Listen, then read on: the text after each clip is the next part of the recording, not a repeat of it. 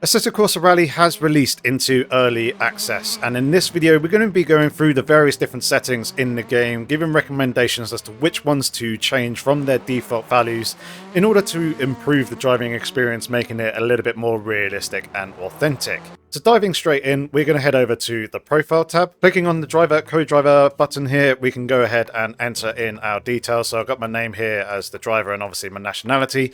Then I've gone and entered my trusty old Rusty Gear co-driver's name in here as well. So feel free to fill that out, and it will also alter the names that appear on the sides of the cars as well. We then head over to the settings tab and we go into the inputs. Now we've got the input bindings as the first place, and I'm running on a set of wheels and pedals. So we're going to go ahead and calibrate or set up the steering, shall I say. Throttle, brake, our handbrake, the clutch, gear up, gear down, and then manual, a button for manual respawn. Those are the most important settings to have.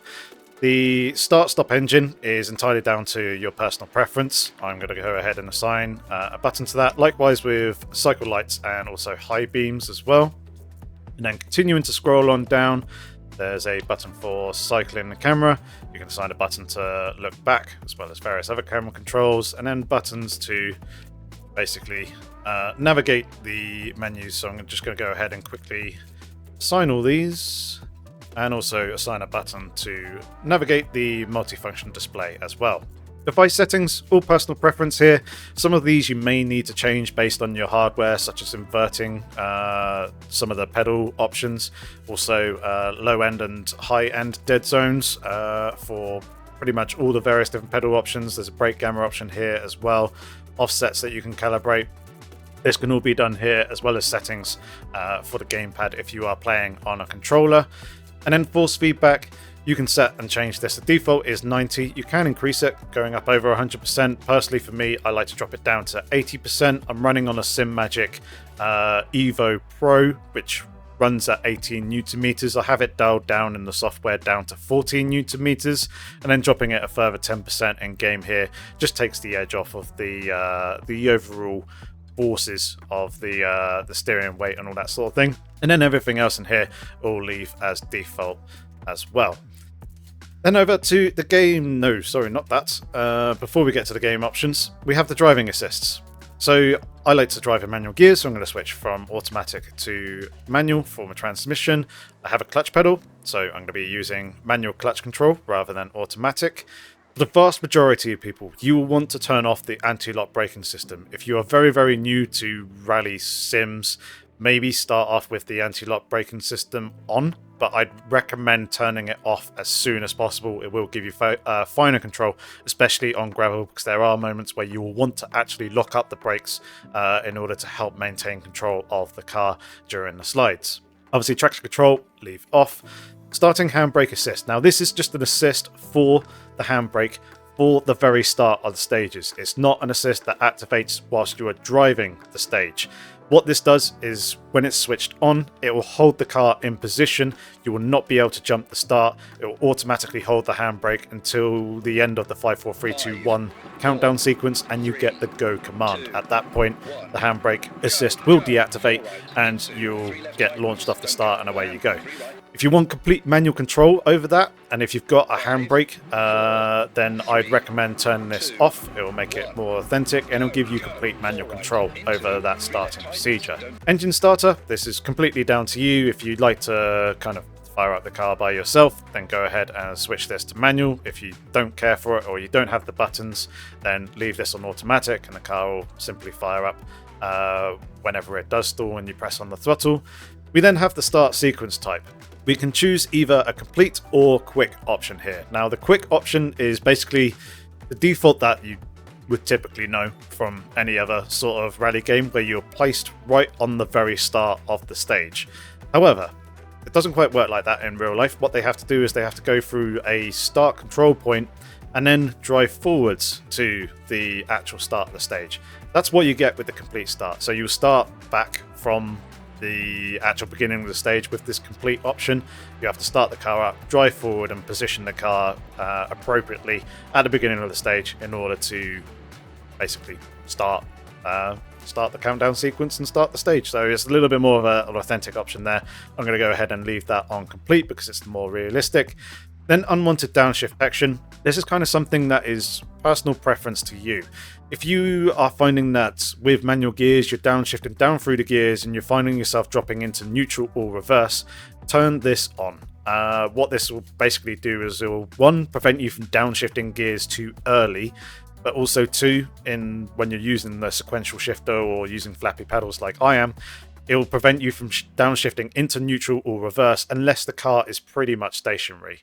So for me, I'm going to go ahead and turn this off, but the more realistic option is to leave it on. Next up, we have the game options. Now, obviously, I'm English. I'm going to leave the text and co-driver language to English UK, but you can change these. There are various different co-driver languages there available to you. And then we've got 4 settings for the pace note anticipation. There is a late setting. You probably don't want to really ever use that. Vast majority of people are probably going to either have it on normal or early.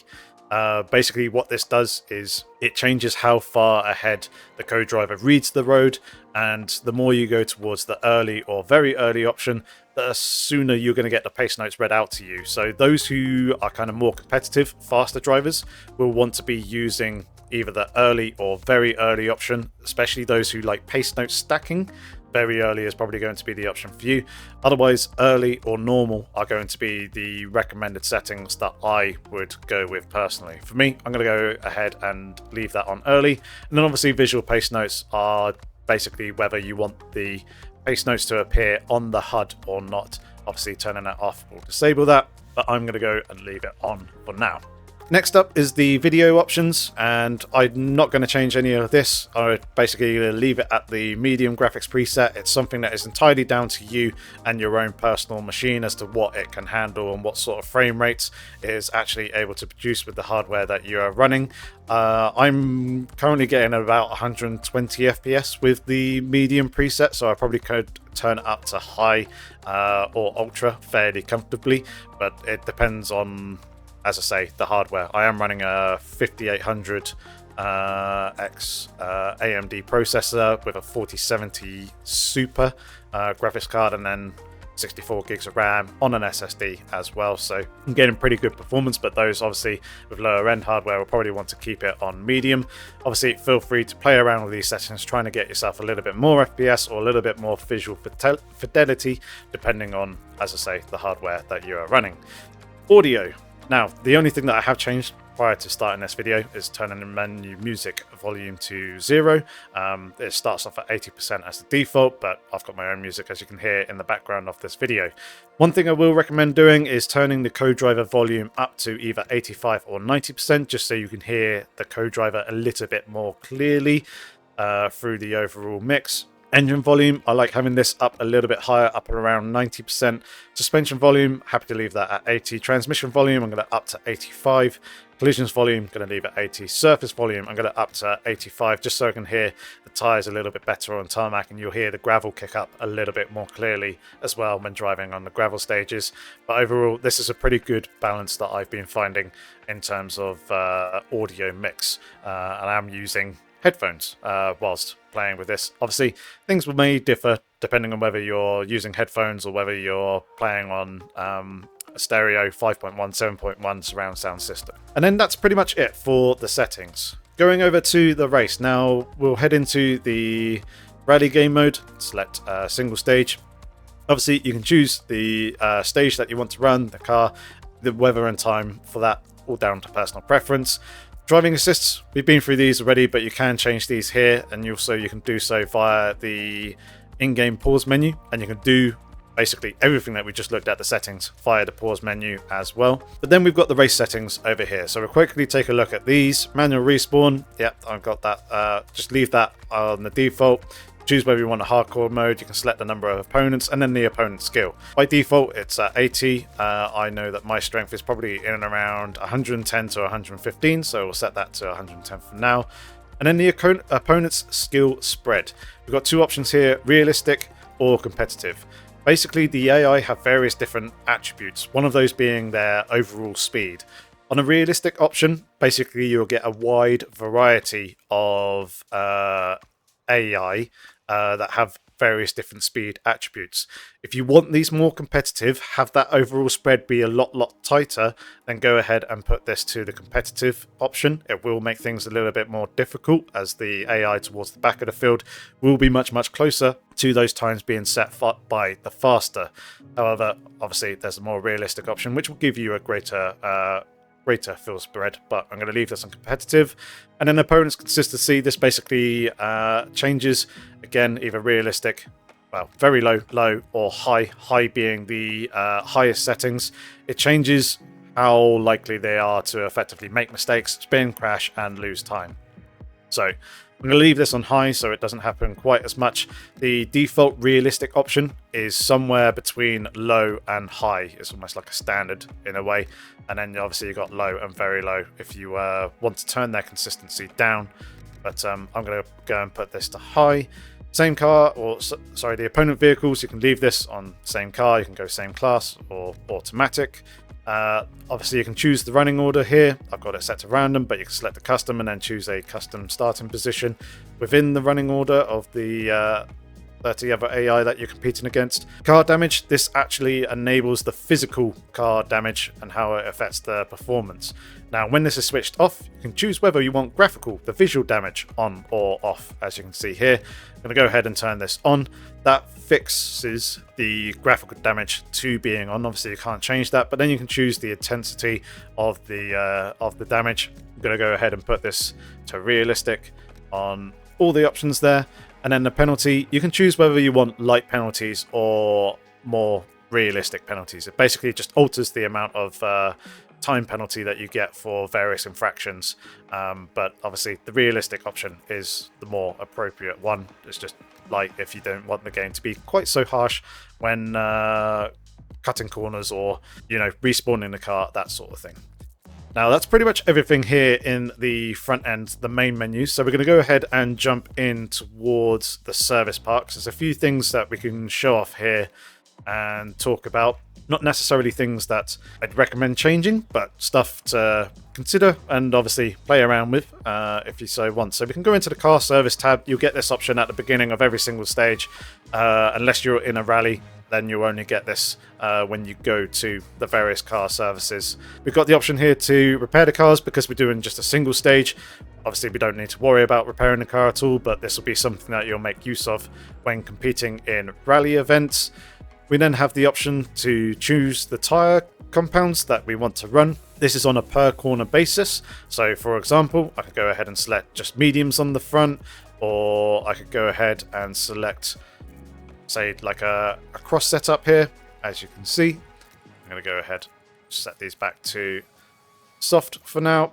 And then you've got the car setup page where you can adjust various different aspects of the car's setup. This does differ from car to car, but for now I'm just going to leave this all at the default. So jumping onto the stage then, we have this nice little cinematic, as we can see here. And then this is going to be us starting from the complete start point. Now, I'm going to very quickly pause the game here. When you go into the settings, we get all the very same things that we covered earlier on. But here we have a camera customization option, and we can change various different settings for either the gauge camera or the cockpit camera. If I quickly go back to the actual game. So this is the gauge camera. Then we've got the cockpit camera here.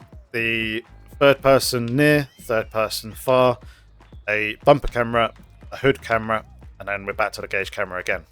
So coming back to the camera customization, we can play around things such as the distance or the position of the car, moving it backwards and forwards. We can move the lateral position, the height of the camera, moving it up and down, and then also the tilt of the camera, as well as a field of view offset. And this changes the horizontal field of view value, as you can see there up in the top right hand corner of the menu. Now, one thing to bear in mind with this is the gauge camera settings and the cockpit camera settings are independent from one another. So if you make changes to the gauge camera, it's not going to impact the cockpit camera and vice versa. This is also done on a per car basis as well. So if you move and adjust things in one car, such as the Hyundai i20 here, and then go and jump to another car, you won't get the same settings, or you have to reconfigure them again for that car, and it's cockpit and gauge camera's positioning. So keep that in mind. And the same applies to these movement multipliers and then movement speed options for the pitch, lateral, longitudinal and vertical movements. This is all tied to the G-force effects of these cameras. So adjusting the movement multiplier, increasing the value, will basically allow for more range of movement from the certain parameter that you are altering here. And then the speed, lowering the value, will make that movement faster, whereas increasing the value will make the movement slower. Now, one thing to keep in mind as well is there are different ranges between the cockpit and the gauge camera. So 50% of, say, lateral movement in the gauge camera is not the same as 50% in the cockpit camera and vice versa. So just keep that in mind. Generally what you'll find is that there is more movement possible in the cockpit camera than there is in the gauge camera in terms of the overall or maximum amount of movement that is allowed.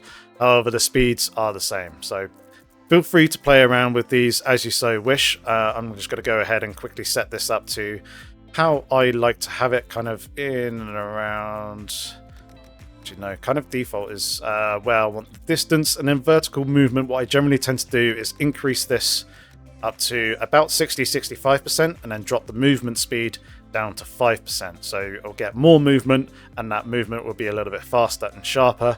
As I said, this is on a per car basis. Some cars will be smoother and you'll therefore want to use a higher value that I'm doing so here. Other cars that don't have quite as compliant suspension, then you'll probably maybe want to use a slightly lower value. But it's all things that you can play around and tune to your own personal preference, but this is a starting point that I generally like to go with. But yeah, that's effectively a comprehensive cover of the various different settings that I would recommend changing straight out of the box when first firing up Assetto Corsa Rally. Let us know what you think of the settings. Let us know any personal preferences on the settings that you have. And of course, if you have any comments or questions, feel free to leave those down in the comments section below. Other than that though, thank you very much for watching. Hopefully the video has been useful. Until the next time, have fun, stay safe, and take care.